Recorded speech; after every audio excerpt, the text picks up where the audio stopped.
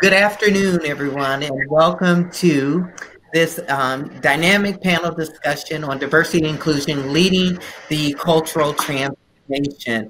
I am Terrence Frierson, Head of Supplier Diversity and Development for Southern California Edison, and we are excited about this opportunity to participate in the 41st annual convention that is hosted by the California Hispanic Chambers of Commerce.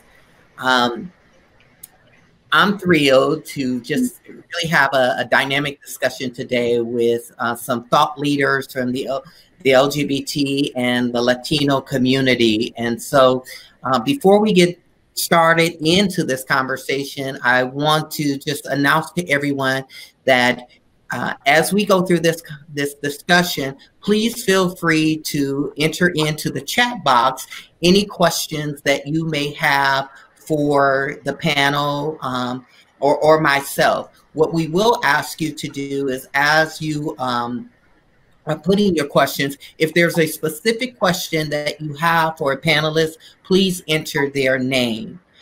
So to get things started, what I'm going to do is I'm going to ask each of the panelists to introduce themselves, tell us a little bit about them, and then we'll jump right into the question. So Juan, why don't I start with you? Hi, Terrence.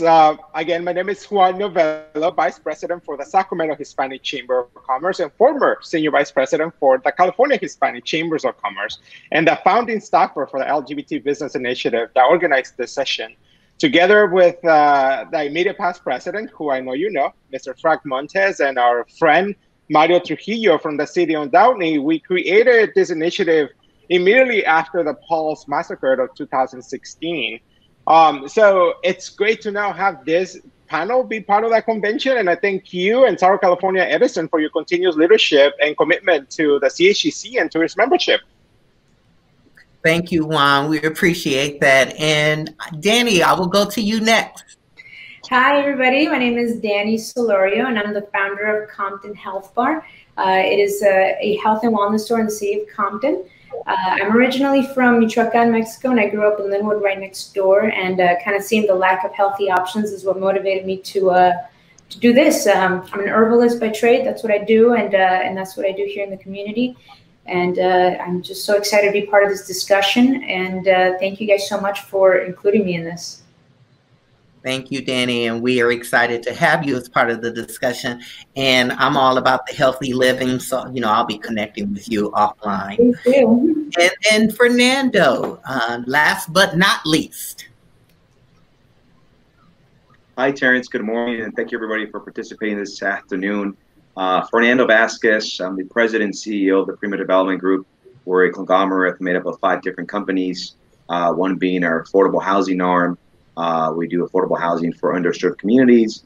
We also have our own community clinics, nonprofit arm, and we also have our adult daycare centers in the senior plan. And another division we have also as part of our division is also what we call is our foundation initiative for underserved families. I'm also the former mayor for the city of Downey. I served in the capacity for 8 years as an elected official to the city of Downey, and born and raised in the Los Angeles area, and continue to live in Downey here. So looking forward and excited to participate in this panel today. Thank you. Thank you, Fernando. And just a little bit for everyone about Southern California Edison. So we are one of the largest investor-owned utilities in the U.S., and we have been facilitating the inclusion of small and diverse business enterprises into our supply chain for over 40 years. And for the last 7 years, we have recorded greater than 40% spend with diverse business enterprises. And within the minority business enterprise category, I'm pleased to report to this audience and community that Latino-owned businesses, Hispanic-owned businesses lead that category in terms of spend. And we really value and believe in the partnerships with small and diverse business enterprises. We think they are critical to our mission to safely provide affordable, reliable, and clean power to our 15 million customers across the 50,000 square mile territory. So as I said earlier, today's discussion is about the LGBT community leading the cultural transformation of small business ecosystem here in California. You all probably have heard, or if you have not heard, McKinsey had did a study and really talked about the real value in having a diverse work environment and the benefits, the business benefits that that can bring to an organization. And certainly at Southern California Edison, we can connect with that. We believe that a diverse workforce and a commitment to diversity, it inspires innovation, higher performance, and just a sense of pride among your workforce. And so with that, what I'd like to do is just get into the questions, and I'm going to put this first question out to each of the panelists.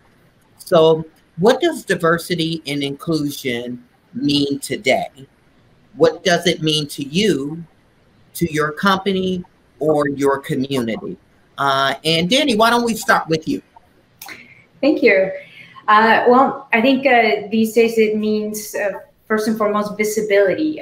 You want to have folks visible, but not just visibility, but folks from the LGBTQ community, from the Black, Indigenous, people of color community in positions of power. I think we're beyond the days of just seeing rainbow flags in retail stores. And I want to see who's in your executive board, like who is leading the charge. Does that look as diverse as, we want it to be? And so for me, like I said, personally, it just means, again, having people, LGBTQ, Black, Indigenous people of color in positions of power. As a business, it's so beneficial because not only do you signal out that you're a safe space, but as you mentioned, there's more innovation, more growth.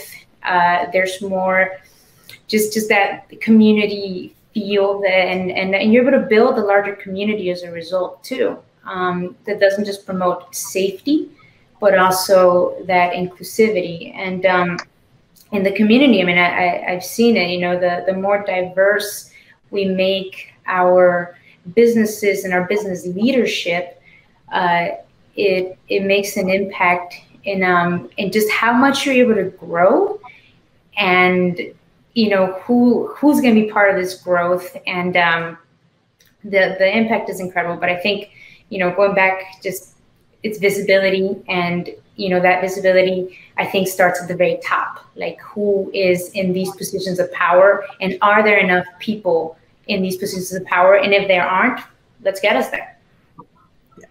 I could not agree with you more. I think visibility and being able to showcase our diversity, it is the initial step to demonstrating an openness and a willingness to accept and embrace differences or different communities. So thank you for that.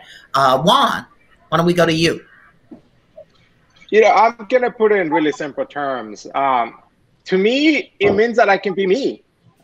It means opportunity. It means good business strategy.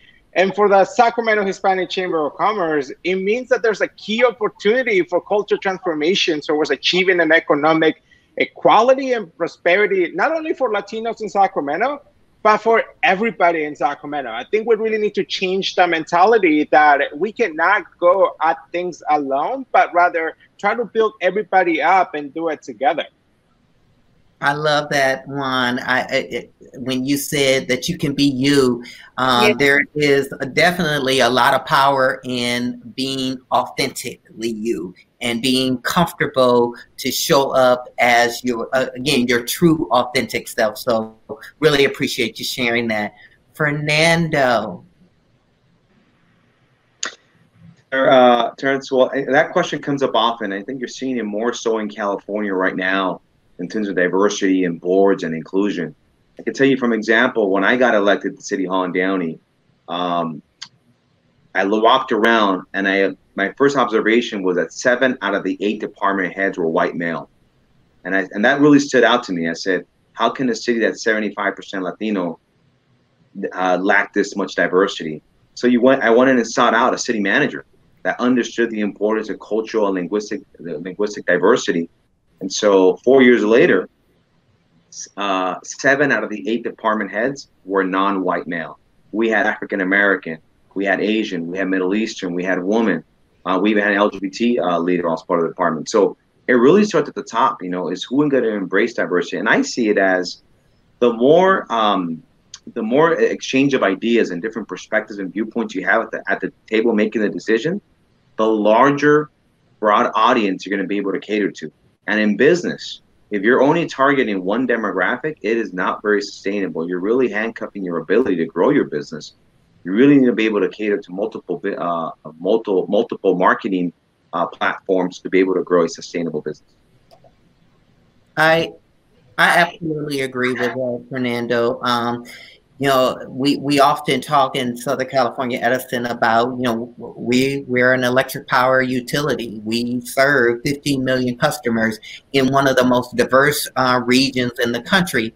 And so having different people with different talents, with different perspectives is so critical to our abilities to really serve the communities in which we live and we operate. And so that diversity is very critical in our workforce. So I really do appreciate you sharing that. And from what all of you have said around, you know, I think the visibility, Danny, taking it back to that, is when we showcase that, when that is out there in the different communities, it does inspire people because you can be what you see. So that is just really powerful. So thank you all for addressing that first question. I'm going to move on to the next question.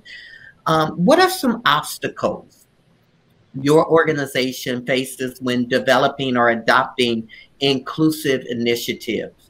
And what solutions have you developed to overcome those obstacles? And I'm hoping that we'll be able to focus a little more on the solutions to overcome, because I think there's power in that, and I think our audience would appreciate, well, how do we get around that? So let me see. I'm going to go in a different order. Fernando, I'm going to go with you. All right. Terrence, you know, it's an interesting question, is right, because especially if you work in a corporate environment, you don't want to be that one that stands out, that's not a team player, but how do you bring awareness to certain initiatives? And I could tell you that one of our companies that we have, 60% of our major clients are LGBT CEOs. We have really embraced that, and guess what? We spend our money where we spend our dollars where the mouth is. We support their initiatives. We are unapologetic about our marketing dollars of what initiatives we support. One of our clients has a huge transgender and LGBT healthcare initiative program. And every year at their gala, we're out there supporting it. And because we not only think it's the right thing to do, but it's also smart business. And for those of you that have an opportunity to be able to redirect marketing dollars or dollars in your companies, you have to speak up. You got to share that with your directors and CEOs and department heads. Because if you're not doing it, nobody else is. And if your department head's not doing it, that means they don't know about it. And the reality is, we're in the 21st century. This is 2020. If you're not embracing LGBT-friendly policies, you're going to be left behind. And you're going to look back and wonder, why did we miss out on that opportunity? Absolutely. As a member of the LGBT community, it's a community that's growing. And we are really starting to get more actively engaged in all aspects of our lives. When we think from politics or policies, business owners, working in corporations. I know in our company, some of our leaders, our senior most leaders, are within the LGBT community. One of our board members is LGBT. And that's a really powerful thing for me as an employee in the company. The other thing that I heard you say, Fernando, and I just appreciate it, is I think about that leadership courage and that acting intentionally in our efforts as we drive or push our solutions forward. So thank you for sharing. Juan. Hi, and I always gonna bring the chamber perspective on this, and I'll tell you that in our organizations, as again somebody who led a statewide organization, now leads a regional organization, the resistance to change of that really old way of doing and old way of operating has been the hardest hurdle to overcome. But most of those, it just takes a little bit of time. It takes a little bit of, you know what, let me explain you the benefits of it. But I will tell you this. Things are changing in our organizations, and especially here in Sacramento, things are a lot different, and in a really good way. Inclusion has been one of the top priorities, and one of the very single aspects that my president, CEO, and my board of directors continues to prioritize. We have partnered with local LGBT and ethnic organizations and chambers of commerce to apply for grants, to collaborate and execute events, provide scholarships and sponsorships opportunities. We have LGBT representation in our board leadership. I was the first openly gay top executive at the CHCC, and I'm the first openly gay top executive at the Sacramento Hispanic Chamber of Commerce. So we understand that diversity and inclusion is not only a way to go because it's a trend to follow, but it's a good way for organizations to stay relevant and to drive them and deliver the mission of our organization. So although they will be, and most of them are culturally obstacles that we face, most of the time, you know, it just takes a little bit of time or a term to end. Thank you, Juan. Thank you, Juan. I appreciate your sharing. Danny? Thank you. And well, you know, my perspective is coming from, you know, the concept of a small business that's family run and operated. So I work with my family, and then I serve mostly the Latinx and Black community. So some of the challenges, you know, of course, of the culture that we come from. We come from a culture that, you know, I'm Mexican, so specifically from, you know, from this perspective, we have a culture that's, you know, there's a lot of machismo, there's a lot of, you know, traditions. And so some of the challenges are, you know, some of the pushback that I've experienced in the past when trying to just diversify our team further has been like that hesitation from, you know, from our community. And to give you a specific example, when I hired two trans workers to help us in our sales team, it was two trans women. And the reaction from our customers was very like, whoa, who's this in here? Like, and I knew that from, you know, hiring them, that this is what we were going to face. I mean, we're in Compton in the middle. At the time, we were inside the swap meet still, and so people would come in and be like, you know, seeing me, first of all, I like to think in my head that I'm pretty obviously gay. Sometimes I still get the question, but you know, in my mind, I'm like, come on now, like, really, you're gonna, right.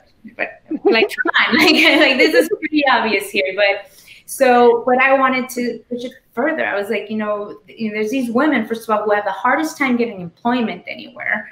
And so I was like, you know, let's not just diversify, but let's educate. Let's help our community grow in this area, because we have such a hard time and again, this specifically Latinx, you know, Mexican, you know, and a lot of our customers, again, were like, whoa, like, and it started like that, but we pushed. We're like, let's just be us, just be who we are. This is, you know, we're creating a safe space for us, for everybody, and a space for growth, a space for people to come in and, you know, grow your perspective, grow your, you know, your, I guess you can say, capacity for acceptance, for love. And so, yeah, you know, in this context, I encountered you know, just the hesitation from sometimes for people to even come in. There were times when, like, these two women were the only ones in the store, and people would not come in unless I was there, unless my mom was there. But eventually, it was just like, you know, they built their own fan base, they built their own, you know, following. But it was tough at the beginning, you know, being in this setting, but the lesson that I learned is just push. You just got to keep pushing, because unless we put ourselves in these uncomfortable positions and force the people that we want to help grow, you know, help them through these uncomfortable positions, you know, we can't continue advancing unless we're willing to put ourselves through that discomfort. And I'm glad we did, because the change and the growth that I'm sure people experience without me even knowing, or any of us knowing, it was there, and I'm proud of our work there. You know, Danny, I just want to take a moment right now, because that really resonated with me, and I want to celebrate and I want to thank you. I want to thank you for creating space for, as Juan said, people to be their true, authentic self. And I want to just acknowledge that. And you know, sometimes I think there's a tendency that we don't always see or pause long enough to recognize or the diversity that can exist in diverse communities. And as we talk about intersectionality and those things, I'd like to, this is a little off topic with our questions, but I want to touch on that intersectionality and celebrating sometimes the diversity that is within diverse communities. And so, Juan and Fernando, I would really welcome your thoughts and your perspectives around there. And Juan, why don't we start with you? You know what, and this actually touches on our next question, and that's what really gets me excited. You know, the generations to come have a completely different perspective on this issue. And I just want to make sure that as we do our jobs and as I do my job, I'm able to provide them the same space, a safe space for them to really be embraced and really be the persons who really, and the leaders who drive what we have started, and making sure that they do it the way they want to do it. You know, within the Latino community, there's such a wide variety of diversity, from Afro-Latinos, whether you're Puerto Rican or you're from Honduras, whether you speak Spanish or you don't speak Spanish. That's a huge issue within our communities. But, you know, I go back to my first point. You know, when I get out of bed, I don't want to put up a mask. You know, when I get out of the bed, I don't want to be restricted or limited on who I am and who you will learn, or who the person that you will get to meet. I want to be Juan. And once you know Juan, and I'm able to be in a safe environment, all the different layers and all the different limitations, I just put aside. I'm able to do me, and I'm able to be as productive as I want to be. I'm able to have a great attitude, and I'm able to actually be part of that world and that business ecosystem that actually benefits from that type of attitude and from that type of energy. So again, I always will go back to my first comment. I need to be me, and everybody needs to be themselves. I love that, Juan, and I will tell you, from the very first day that I met you to this point, you have always been you, and it is something that I really appreciate about you, and that makes it easy for people to get to know you and to be comfortable around you, and so thank you for that. I appreciate the authentic Juan. But I thank you, and you have always been that same type of person, and I really appreciate that. But you know, once you get to know the person, all the different layers, they're really relevant. All the different layers and all the different things that society or cultural or religion puts on us are just put aside. And that's the type of relationships I like to build, and that's how I like to operate within the world in which I exist. Thank you. Thank you so much for that. Fernando. Terrence, this is a question that comes up, so I'm probably the only one in the group here that is straight. But let me tell you that my best man in my wedding is gay, and my wife actually serves on the Honor PAC board, which is an LGBT PAC that supports LGBT candidates. For me, you know, I often get asked, well, why do you spend so much time and energy and efforts with the LGBT community? I said, because it's the right thing to do. If you look back, you know, 12 years ago, we were talking about Prop 8, about marriage equality. And the fact that in the 21st century, in 2020 today, we've made a lot of progress in the last 12 years. And I tell people is, look at the economic buying power that exists in the LGBT community. If you're too stupid to realize the importance of that, then your business model is going to be left behind, and you're not going to be able to withstand and be able to get in it when it's too late already. There are companies that have LGBT initiatives, departments, just focusing on that. And if you're not in it right now, you don't understand it, guys. I go, it's too late. And so that's why we as a company, we embraced it. We are politically involved with LGBT candidates. We not only support them politically in their campaigns, we mentor them also. And so we're really helping to create a pipeline of leaders that could be the next CEOs or the next elected officials in the community. I don't care if you're LGBT. I don't care if you're black, brown, yellow, blue. I don't care. I look beyond that. To me, it's who are you as a person, and do you stand on values and principles? I know that's very hard to understand right now with the rhetoric going on at the national level. This country is very polarized right now. I get it. But there's hope and light at the end of the tunnel. Bigotry will end. And I can't wait the next 2.5 weeks that we have some change in our country to start the healing. We're really need to get this country back and really address the main issues that really matter. Is there's huge unemployment in our country right now, and there's a pandemic running wild right now in our country with no national plan to fix it. Thank you, Fernando. And, allyship.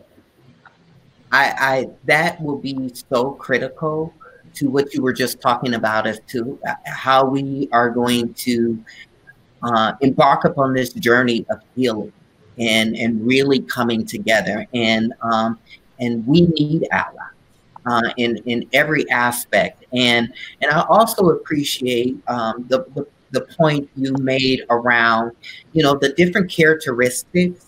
They don't define our capabilities. Whether I'm Black, whether I'm Latino, whether I'm gay, whether I'm straight, I still have capabilities. I have skills. I have value that I can bring to the communities, to the corporations, to my family. And so I really appreciate you bringing that out. I am going to move on to our next question that says, do you believe Hispanic organizations or small businesses philosophy is inclusive and embrace the current challenges our nation faces? If not, what steps would we need to take to move to that next level?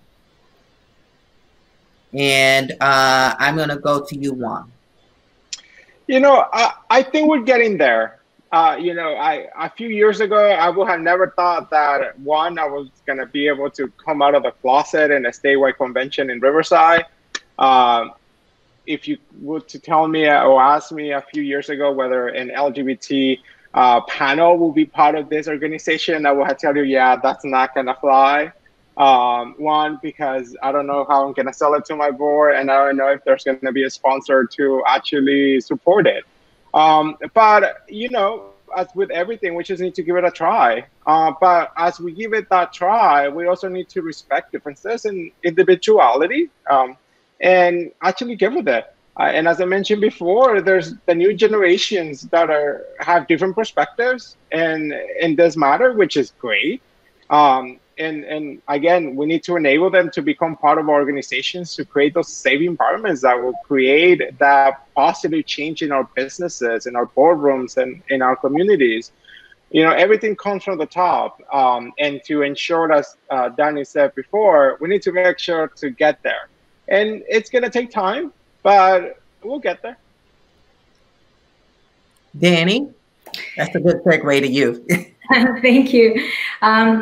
Well, as Juan said, we have certainly made a lot of progress in the Latinx community, and in this context. But we still have so much work to do. And I think personally, in my experience, it starts with in our own homes, in our own families, and then from there it extends out. And just to give an example, again, in the context of just at home, in in our Latinx community, machismo still very much dominates, and we have to sometimes check friends, check coworkers, check family members when they're, again, an example, very common example, it's still happening. A lot of Latinx men make fun of, or sometimes ridicule effeminate men. Or men who they think, might be acting feminine. And sometimes you hear comments, and so it's our job to check our family members, to check our friends, to check our coworkers, and little actions like that then can have a bigger impact. But as Juan said, there's a lot of progress. This is incredible that we have this panel. It's incredible that you hear so many, Latinx presence in these spaces that we weren't welcome before for ourselves. We're welcome now. Now that we're in, to a certain degree, it's like, okay, great, we're here now. So let's continue this progress. And for me personally, I think it starts in our homes, and then from there, it extends out. Thank you, Danny. Fernando.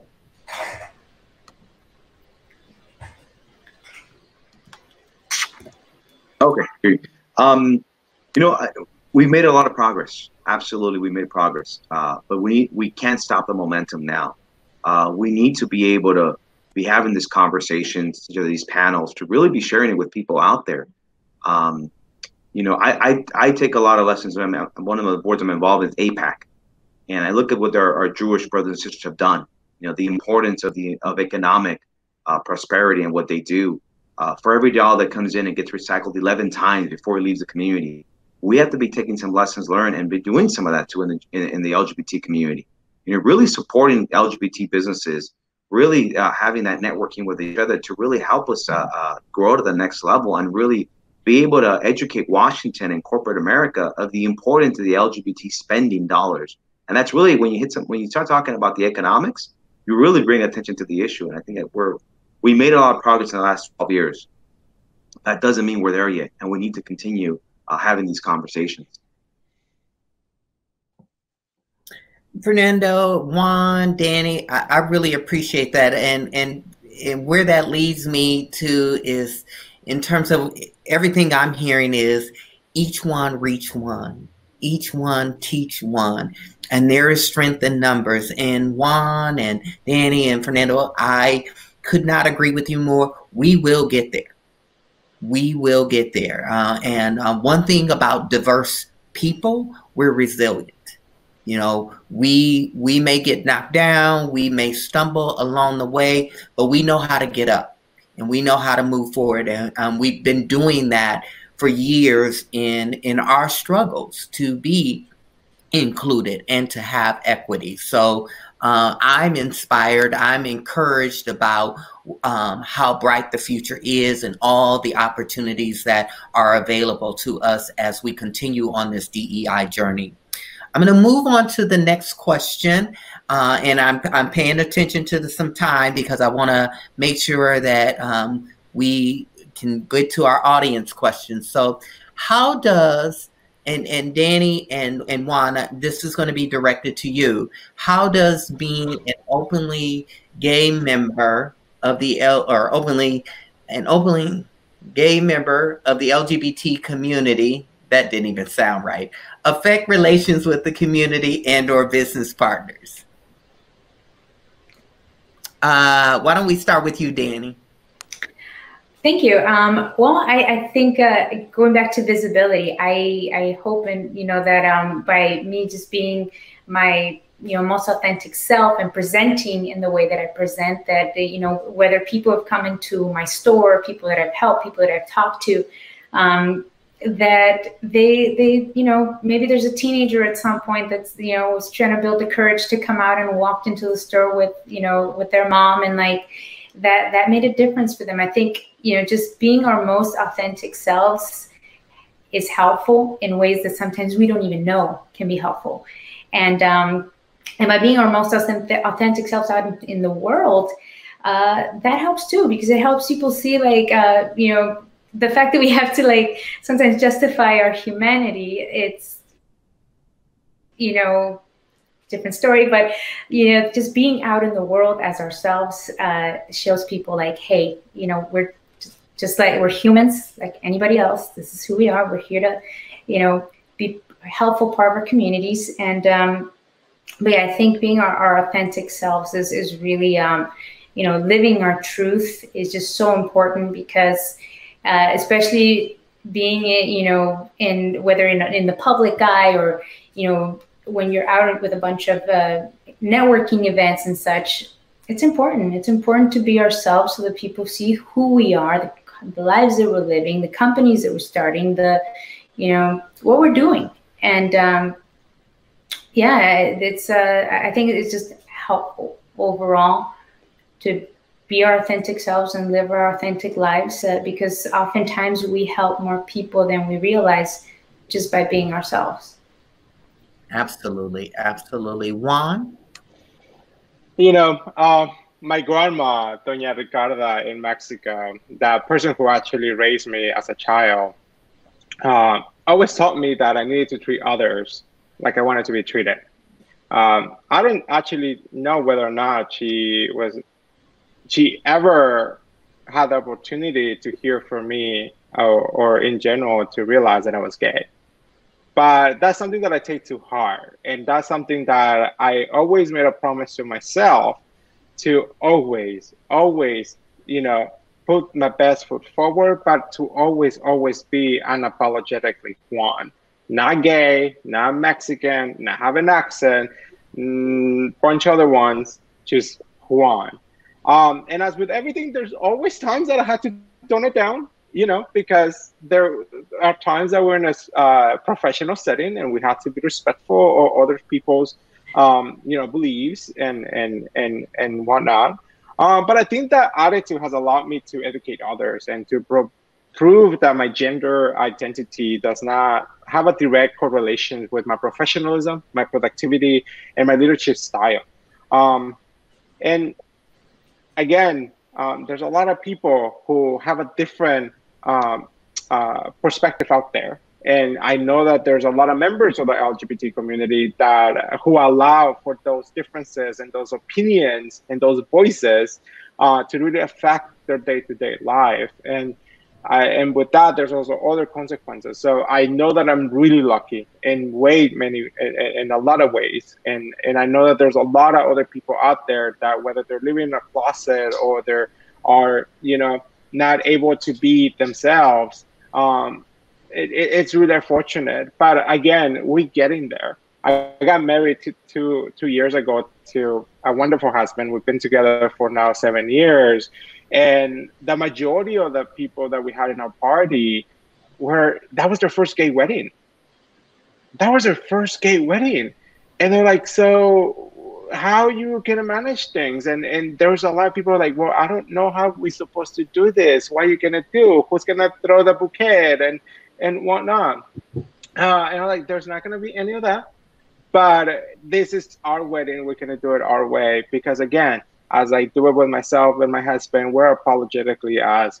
And again, we're really lucky to live in the environment that allows us to be us. Juan, I appreciate that. Danny, it takes me back to like see me, respect me, know me. But I also appreciate both of your points around there's balance in that. So as much as we want people to see us, to respect us, to know us, we have to apply that to other communities as well.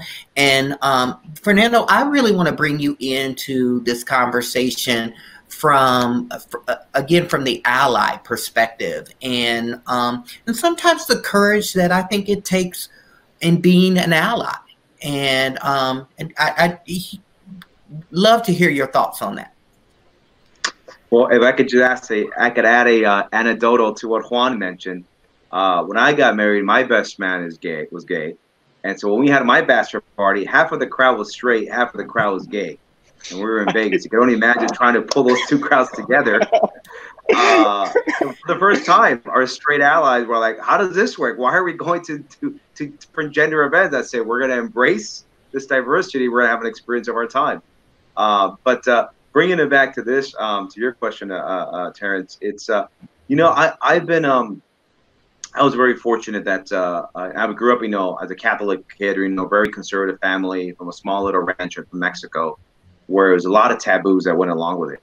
But I remember when Prop 8 came about back in 2008, right? And I remember taking part in a Camp Courage Forward campaign, where we went down to San Diego for a whole weekend and we learned about the importance of marriage equality. And we really got to see who the individuals were, they were as a person.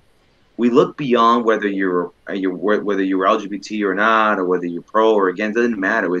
We got to meet the person who they were, and I think as long as we continue to bring that to the table, is get to know me for who I am as a person, my work product, what I could deliver, and I'm bringing a perspective to your company that you don't already have.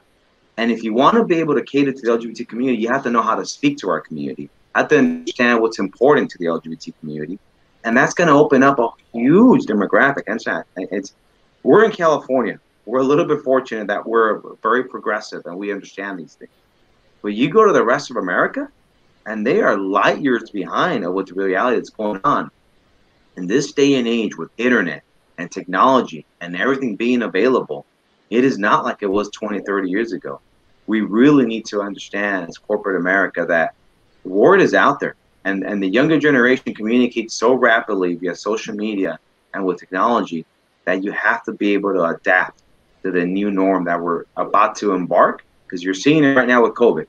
The new norm is going to change very rapidly with technology and Wi-Fi. And that means more so companies are going to have to adapt very rapidly to this new. So why not open up another market like the LGBT community? Fernando, thank you so much. And I could not agree with you more that this next generation of leaders, of communities that are coming in, they're more accepting and embracing of everyone's differences.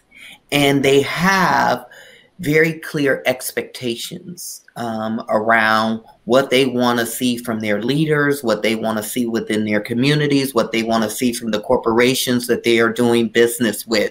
And so I cannot agree with you more. And corporations that are not paying attention, or communities or leaders that are not paying attention to that, I think they really do run a risk of losing communities, of a lot of different communities. So not even just LGBT, but when you think about your allyship and the other diverse communities that are rallying together. And I also just want to just take some time to celebrate and thank you for creating space for others to know and to experience the LGBT community, the LGBTQ community. I so appreciated what you shared about your wedding. I wish I was there, because it sounds like it. I just see every time you light up when you talk about your wife or your wedding and your best friend. I'm saying, oh, I bet that's a fun party. So I wish I was there to enjoy that with you. Very much a classified trip that went under the cover of darkness. Well, we are at 1:45. As of right now, I am not seeing any questions for or from our audience. So what I'd like to do is just to really kind of just continue on in this kind of natural conversation. I can tell you, at least for me, I feel like I'm vibing with each of you. I want to kind of have this kind of open forum right now. And if there was one thing that you would like to leave with the audience about this very important journey or transformation that we're on as it relates to diversity, equity, and inclusion, and through the lens of the role that can be played by any individual that's kind of trying to figure out, how do I get in? what is it that you would offer to them? And Danny, I'm going to start with you on that one.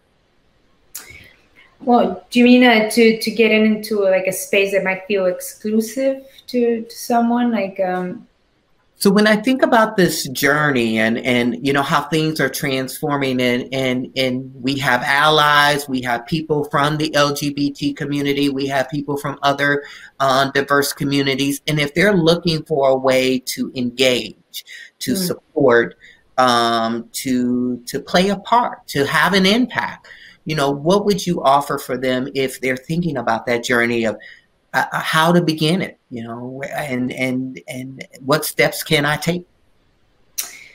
That's a very good question. I mean, I think it just comes down to just jump right in, take the initiative. I mean, find your comfort, or sometimes really find, even if it's uncomfortable, that can sometimes be the number one sign that you have to jump in. You have to like get in there, getting in on that growth. And again, for me personally, I've had to push through a lot of discomfort, and I have found, you know, the light, the acceptance, the progress on the other side of that discomfort. So that would be, you know, one of my biggest pieces of advice, because I know comfort, or rather discomfort, is one of the things that can maybe stop people from wanting to have either their voice heard, or to take that first step towards participation, take that first step towards you know, being part of this, whether it's the dialogue, the movement itself,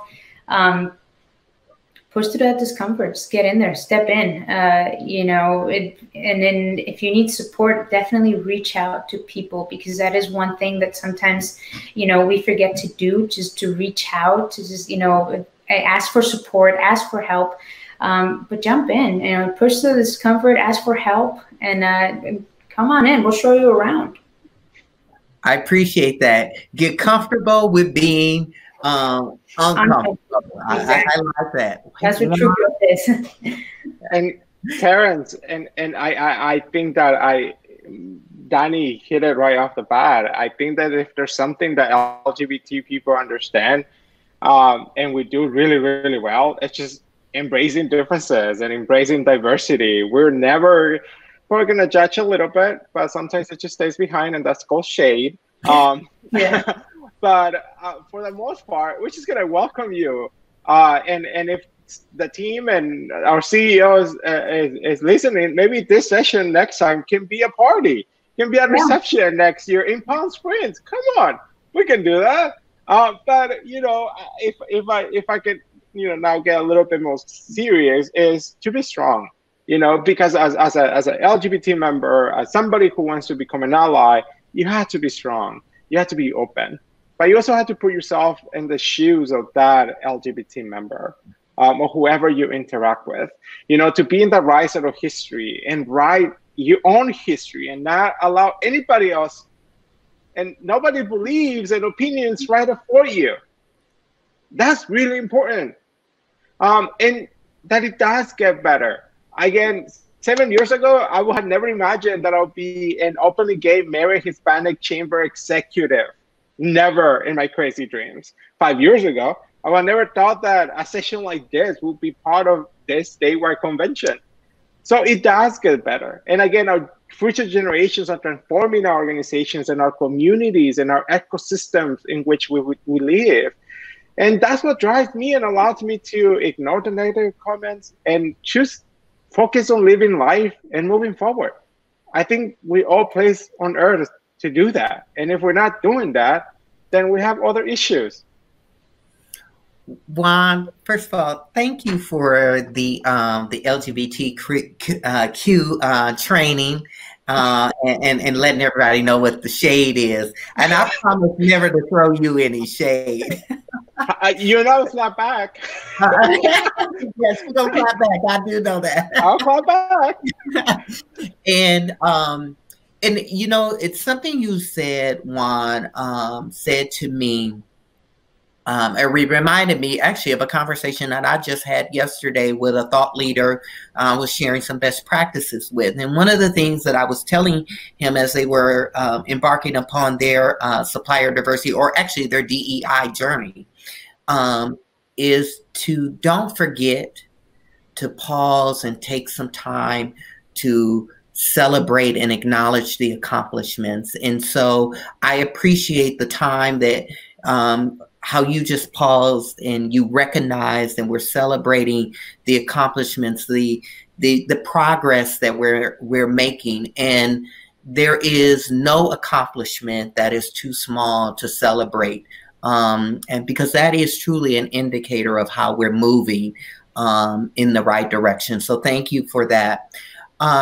Fernando, I'm going to shift to you, but we have a question, and I think actually this would be a good question for you. And you can also go back to sharing something that you think is important for those who are looking to engage and support the DEI journey, and more specifically that to the LGBT community. But we had an audience question: how can we continue to bring awareness to the LGBT community within the workforce? And how do we start that conversation? So I could tell you, in my capacity when I was an elected official, I would point blank ask companies, do you have a policy of diversity inclusion? And specifically, what do you have there for LGBT-owned businesses? People were shocked. Like, I'm actually asking that question. I said, yeah. So we would push an ordinance that would give additional points on bids for companies that had policies like that. You know, I could tell you the utility companies, right? I know your counterpart, Andy Carrasco, who's now with the gas company. When he was supplier diversity, he pushed a lot. He pushed a lot the conversation to the table. And so we as leaders have a responsibility to ask corporate companies, do you have an LGBT policy initiative in your company? And if not, why not? You know, we have to we have to ask those questions. And the other thing also is, guys, when I get asked all the time for candidates, can you support me in my campaign financially? And I ask them, what's your position with LGBT? Will you push an ordinance in your city to have an LGBT policy diversity? Because one thing is to have a policy, but are you actually implementing it? Do you actually have department heads? Do you actually have leaders in your community? Are you actually bringing awareness to issues, right? Are you supporting nonprofits through your CDBG or home funds? Are you really spending those dollars with companies that have supplier diversity initiatives with the LGBT community? I know Javier Angulo, right? Great friend of mine with Honor Pack and Walmart. He's really pushing the envelope too at Walmart, asking those hard questions, right? What are you doing with LGBT supplier diversity initiatives? And so we need to support each other so we could put LGBT allies and LGBT leaders in these positions so they could start asking those questions, right? Because unfortunately, it's not being asked as often as it should be in corporate America. We made progress. At least we're starting to have discussions now. You know, I mean, like Juan said, I commend this guy, man. I mean, for being where he's at today. 10 years ago, he's not supposed to be where he's at today, right? And so I commend him. We've come a long way, and Juan should be proud of that. And we should be sharing his story throughout the entire state of California of what he's achieved. And if Juan can do it, every company out there and every individual should be speaking up about it. Fernando, thank you for that. You know, what resonated with me in that, I think about my grandmother, who is such a very special person to me and a big part of my life. And she would say, closed mouths don't get fed. You have not because you ask not. And I so support asking those questions. And Juan, you kept using that word, unapologetic, and being unapologetic about that and being intentional in those actions, you know, Danny, that you brought into this conversation. You know, and that's the only way that we are really going to be able to make sure that the right conversations are being had and that we're having the right discussions around the progress that we want to see and to make. And so I could not agree with you more. And I would offer that if you are meeting challenges, especially in corporate America, you know, there's a lot of competition out there. You know, the companies are competing, you know, and whether it's companies, you know, leaders compete, political leaders compete, community leaders compete. And I think about the movie Hidden Figures. And I often remember the scene of the movie where the young lady was standing before the judge, and she was pleading her case about being able to attend these classes, and she talked about being the first. And I would offer that, and how we challenge our companies, our leaders, to be the first, to be the first to do something different. You know, yeah, this may have been how we've always done it, but you know, leadership is about courage. It's about bold steps, and sometimes, you know, you can define your leadership by being the first. And being unapologetic in those actions. And so I we are at time, it's about 1:57, and I just want to just use these final couple of minutes just to say thank you, thank you, thank you, thank you, thank you. It was truly an honor for me to share this time and this space with you, who are great thought leaders in the LGBTQ as well as the Latino community. I am leaving today so inspired by this conversation. And then I also want to just take the time to say thank you to the California Hispanic Chambers of Commerce, Julian and the team there, the board. Thank you so much for all that you do to uplift the Latino community, but also how you embrace and you bring other communities in to your journey, to your efforts that you're doing. That's one of the things that I really appreciate about the organization, and attending your conferences, the space that you create and how you embrace and celebrate the differences of everyone. So thank you so much for your leadership. I want to say to everyone, enjoy your weekend, be safe, wear your mask, and we look forward to seeing you soon in person, post-COVID, and hopefully it is going to be in Palm Springs, because that's one of my favorite spaces. So thank you, everybody. Have a great rest of your day. Bye, guys. Bye-bye. Thank you.